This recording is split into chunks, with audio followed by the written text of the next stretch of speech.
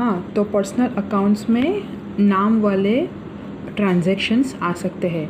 वो living natural person भी हो सकते हैं और लीगल आर्टिफिशियल पर्सन्स भी हो सकते हैं। ठीक है, तो यहाँ पे लिखा है in business when transactions are made on credit the counter party is person. This person may be natural person और legal artificial person. Due to credit transaction debtor creditor relation comes into existence between business and the other person। ऐसे transactions जिसमें debtor creditor का relationship establish होता है। Live persons are included in natural person.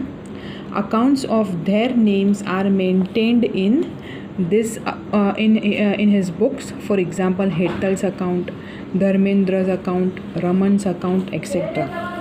Business undertakes a transactions with a legal artificial person also।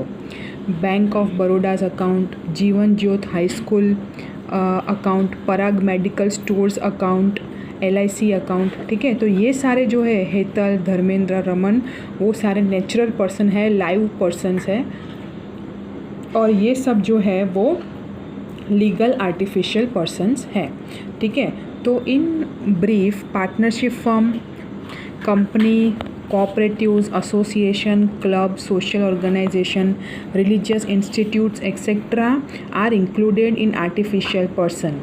When natural or artificial person takes benefit of business, he becomes debtor of the business and business becomes creditor for that person।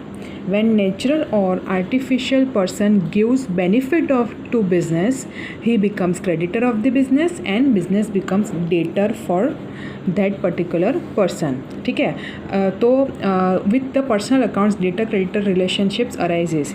हम benefit लेते हैं या फिर benefit देते हैं, उसके हिसाब से डिसाइड होगा कि डेटर है या क्रेडिटर है। ठीक है, तो अगर रमेश ने सोल्ड किया गुड्स शिव लिमिटेड को क्रेडिट पे, ठीक है, तो इस केस में रमेश जो है वो दे रहा है बेनिफिट और शिव लिमिटेड बेनिफिट ले रहा है, गुड्स ले रहा है। ठीक है, तो शिव लिमिटेड डेटर होगा और रमेश लिमिटेड क्रेडिटर होगा। जो ले रहा है बेनिफिट वो डेटर होगा और जो दे रहा है बेनिफिट वो क्रेडिटर होगा। इसमें अमाउंट है 50,000 और यहाँ पे साफ साफ लिखा हुआ है on credit. Here Shiv limited is debtor of Ramesh while Ramesh is creditor of Shiv limited, जो मैंने आपको बोला वो। If Shiv Limited sold goods to Ramesh, then Ramesh will be debtor for Shiv Limited and Shiv Limited will be creditor for Ramesh। अगर उल्टा है तो फिर उस तरह से रिवर्स ट्रांजैक्शन होगा। तो इस तरह से पर्सनल अकाउंट में नाम वाला कोई भी ट्रांजैक्शन हो, वो लाइव पर्सन हो या लीगल आर्टिफिशियल पर्सन हो, उसको हम क्लासीफाई करेंगे पर्सनल अकाउंट्स में। तो अगर आपको ये ध्यान से थियरी पढ़ी होगी तो आपको इलस्ट्रेशन सॉल्व करने में बिल्कुल भी मुश्किल ही नहीं आएगी। ठीक है, अब हम स्टार्ट करेंगे रियल अकाउंट से। रियल अकाउंट में दो तरह के अकाउंट होते हैं, एक तो रिलेटेड टू गुड्स और दूसरा रिलेटेड टू असेट्स। तो रिलेटेड टू गुड्स अकाउंट क्या क्या हो सकते हैं? Products which are dealt with by the businessman are treated as goods. Different kinds of goods related transactions are made. Keeping in mind the types of transactions, it is recorded in the goods related appropriate account। Following goods related transactions are used।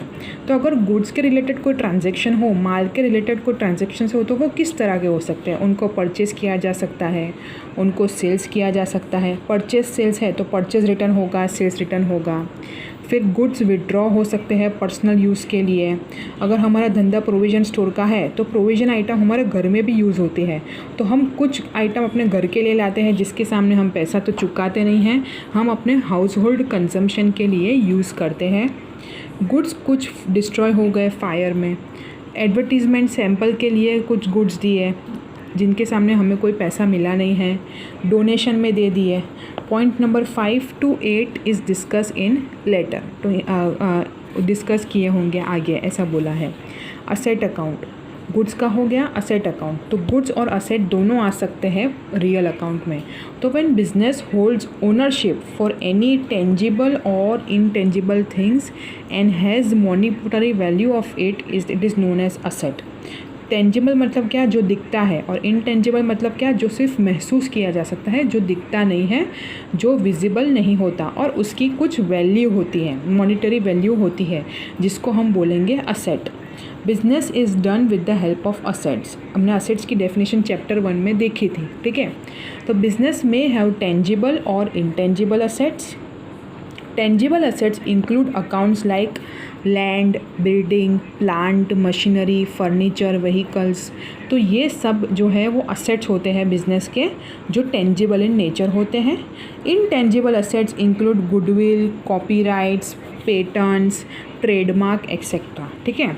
तो in addition to tangible and intangible assets, investments like investment in shares of company, investment in debentures, investment in deposits accounts, ये सब भी include होंगे asset account में, ठीक है।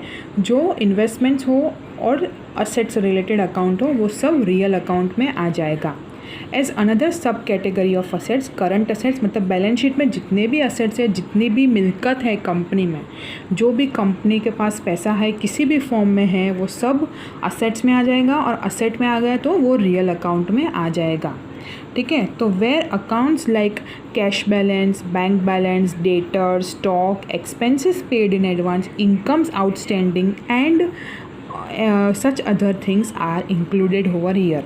तो जो भी कुछ कंपनी के पास पैसा है, कैश बैलेंस पड़ा है, बैंक बैलेंस पड़ा है, स्टॉक है, कुछ खर्चे एडवांस में पे कर दिए हैं, कुछ इनकम को बाकी रखा है, जो इनकम हमारी लेनी बाकी है, मतलब वो हमारी मालिकी की इनकम है, ठीक है। डेटर से हमने सेल किया है, मतलब हमको पैसा लेना बाकी है डेटर्स के पास से, तो वो भी हमारी मिल्कत होगी। हमारे नाम का कुछ भी होगा वो सब असेट अकाउंट में आ जाएगा, ठीक है। तो वो सब रियल अकाउंट में क्लासीफाई करेंगे। अब हम देखेंगे नॉमिनल अकाउंट्स, जिसमें generally income and expenses related accounts आएंगे। तो this accounts of business perform their operation throughout the year, मतलब रोज़ बरोज़ खर्चा और इनकम होती रहती है। This accounts are called as income expenditure accounts. Nominal accounts का दूसरा नाम क्या है? इनकम एक्सपेंडिचर अकाउंट, ठीक है। तो the computation of profit and loss of business is ascertained on the basis of this account. Income के अकाउंट्स क्या क्या हो सकते हैं? इनकम किस फॉर्म में हो सकती है? इंटरेस्ट मिला, ब्याज मिला, डिस्काउंट मिला, कोई डिविडेंड मिला शेयर्स पे, भाड़ा मिला, ब्रोकरेज कमीशन, शेयर में डील करते हैं हमें ब्रोकरेज मिला, ये सब तरह की इनकम हो सकती है। और एक्सपेंस किस तरह के हो सकते हैं? वेजेस है, कैरेज है, पोस्टेज एक्सपेंस है, स्टेशनरी एक्सपेंस है, salary expense, taxes, depreciation, discount allowed, insurance premium, advertisement expense, bank charges, ये सब तरह के अकाउंट्स एक्सपेंस में आ सकते हैं। जो रोज़ बरोज़ बिजनेस चलाने में खर्चे होते हैं वो सब यहाँ पे इंक्लूडेड है। तो हमें 3 बातों का ध्यान रखना है। पहले, कोई भी ट्रांजैक्शन में जिसमें पर्सन का नाम आता है वो क्लासीफाई कहाँ होगा? पर्सनल अकाउंट में। जिसमें गुड्स यानी कि purchase sale, purchase return, sales return, ठीक है, कोई असेट्स के रिलेटेड कोई ट्रांजैक्शन हो तो वो सब कहाँ पे आएगा? रियल अकाउंट्स में आएगा। और अगर कोई खर्चा या नुकसान हो या फिर कोई आवक हो, इनकम हो, तो वो सब कहाँ पे आएगा? नॉमिनल अकाउंट्स में आएगा। तो ये 3 कंसेप्ट अगर आपके क्लियर होंगे तो ही आप इलस्ट्रेशन नंबर 4 सॉल्व कर पाओगे। तो हम इलस्ट्रेशन नंबर 4 सॉल्व करने की कोशिश करते हैं, ठीक है। तो यहाँ पे फर्स्ट पॉइंट है, क्या कहा है इलस्ट्रेशन में? क्लासीफाई द फॉलोइंग अकाउंट्स, और उसको क्यों ऐसा क्लासीफाई किया उसका एक्सप्लेनेशन देना है शॉर्ट में। ब्रीफ मतलब शॉर्ट में, ठीक है। तो हम किस 3 में क्लासीफाई कर सकते हैं? क्लासीफाई मतलब क्या? यहाँ पे आप क्लासीफाई करो पर्सनल, रियल और नॉमिनल, ये 3 में से किसी एक में क्लासीफाई करना है। और क्यों पर्सनल बोला, क्यों रियल बोला और क्यों नॉमिनल बोला, इसका एक्सप्लेनेशन देना है। तो फर्स्ट वाला पॉइंट है आपका नवजीवन कॉमर्स कॉलेज अकाउंट। इसमें नाम आया, ठीक है, कॉलेज है वो आर्टिफिशियल पर्सन है, लीगल आर्टिफिशियल पर्सन। तो ये कहाँ पे जाएगा? आपका पर्सनल अकाउंट में जाएगा, जो यहाँ पे दिया गया है नवजीवन कॉमर्स कॉलेज अकाउंट। वो क्या है? पर्सनल अकाउंट, ठीक है। तो क्योंकि वो लीगल आर्टिफिशियल पर्सन है। मैं आपको इलस्ट्रेशन में सॉल्यूशन आपके बुक में ही दिया गया है, तो इसलिए मैं आपको एक्सप्लेन कर रही हूँ। ठीक है, आपको आपकी बुक में लिखना है ये वाला एग्जाम्पल इलस्ट्रेशन। दूसरा है ड्राइंग्स अकाउंट। ड्राइंग्स मतलब क्या, पैसों का उपाड़ करना। पैसों का उपाड़ कौन करता है, ओनर जो होता है बिजनेस का वो, तो इसलिए ये भी होगा पर्सनल अकाउंट। तो यहाँ पे पर्सनल अकाउंट क्यों, क्योंकि इट डिस्क्लोजेस पर्टिकुलर्स यानी कि details about the withdrawal done by owner of the business. ये काम कौन करेगा, ड्राइंग्स का काम कौन करेगा, जो मालिक होगा वो, धंधे का मालिक होगा वो, इसलिए ये पर्सनल अकाउंट है। कैश, कैश मतलब क्या, रिलेटेड टू असेट्स, ठीक है, असेट है तो इसलिए ये कौन सा अकाउंट होगा, रियल अकाउंट होगा। तो यहाँ पे रियल अकाउंट है असेट अकाउंट, ठीक है। Cash is current asset of the business, ठीक है। चौथा है डोनेशन अकाउंट, ठीक है, दान में दे दिया पैसा, ठीक है। तो डोनेशन मतलब ये क्या हुआ, खर्चा किया हमने, दान में दे दिया मतलब, तो नॉमिनल अकाउंट क्योंकि ये एक्सपेंस हुआ, तो डोनेशन इज़ बिजनेस एक्सपेंस। फिर है मशीनरी अकाउंट। मशीनरी अकाउंट मतलब ये भी एक असेट अकाउंट है, तो रियल अकाउंट में क्लासीफाई करेंगे, जो कि fix asset of the business है। फिक्स असेट मतलब करंट नहीं है, तो non current asset of the business. फिर सिक्स्थ वाला क्या है, लैंड अकाउंट। हम यहाँ से ही देख लेंगे, आपको यहाँ पे अकाउंट दिया है, लैंड अकाउंट है। लैंड मतलब क्या, कंपनी की मिल्कत है, तो ये भी असेट अकाउंट है। तो लैंड मतलब it is a fix asset of the business, non current asset of the business. फिर क्या है, राज मेडिकल स्टोर्स, मतलब ये पर्सनल अकाउंट हुआ, नाम है, लीगल आर्टिफिशियल पर्सन है, ठीक है। फिर सैलरी अकाउंट, खर्चा है, nominal account salary account, salary is business expense. Carriage inward account, गाड़ा भाड़ा, हम कार्ट पे या फिर कोई रिक्शा में हम माल भेजते हैं या फिर ट्रेन में किसी में भी भेजते हैं जिसका भाड़ा चुकाना पड़ता है, तो वो भी एक्सपेंस ऑफ द बिजनेस, तो नॉमिनल अकाउंट हुआ, एक्सपेंस अकाउंट हुआ। फर्नीचर है वो हमारा असेट है, तो रियल अकाउंट असेट अकाउंट, ठीक है। कैरेज आउटवर्ड मतलब वो भी एक खर्चा है, इनवर्ड हो या आउटवर्ड हो वो हमें देना ही पड़ता है, तो carriage outward is expense of the business. Stationery वो भी हमारा खर्चा है, nominal account expense account. Wages वो भी खर्चा है। कॉपीराइट मतलब असेट हुआ हमारा, रियल अकाउंट, तो copyright is non current fix asset, ये इंटेंजिबल असेट है, दिखता नहीं है, ठीक है, तो फिक्स इंटेंजिबल असेट।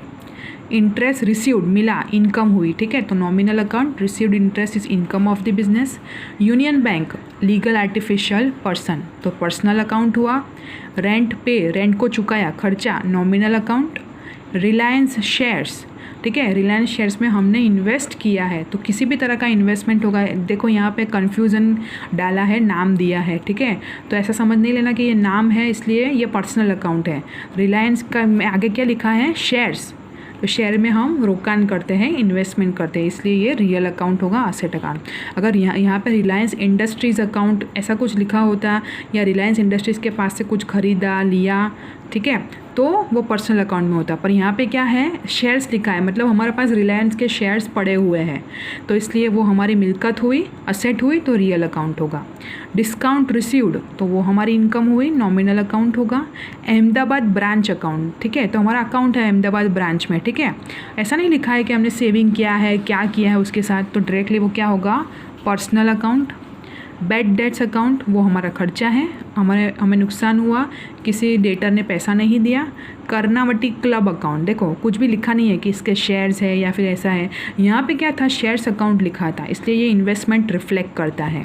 यहाँ पे क्या है, कुछ लिखा नहीं है, तो ये पर्सनल अकाउंट। डेटर है वो तो but obvious, debtor creditor relationship कहाँ पे इस्टेब्लिश होता है, पर्सनल अकाउंट पे। तो गुड्स सोल्ड ऑन क्रेडिट किया है, नेचुरल पर्सन भी हो सकता है और लीगल आर्टिफिशियल पर्सन भी हो सकता है। किसी व्यक्ति को सेल किया होगा या फिर किसी इंस्टीट्यूशन को सेल किया होगा, तो नेचुरल पर्सन भी हो सकता है और लीगल आर्टिफिशियल पर्सन भी हो सकता है। फिर क्या है, गुड्स डिस्ट्रीब्यूटेड एज सैम्पल, खर्चा हुआ हमारा, nominal account. Creditors personal account, वो भी नेचुरल या लीगल आर्टिफिशियल पर्सन हो सकता है। Factory expense itself is a expense, यहाँ पे लिख दिया है एक्सपेंस हुआ, तो nominal account.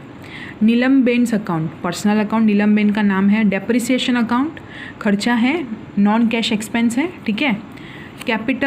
Gujarat government account, यहाँ पे कुछ लिखा नहीं है कि गुजरात गवर्नमेंट के साथ क्या किया, तो वो पर्सनल अकाउंट है।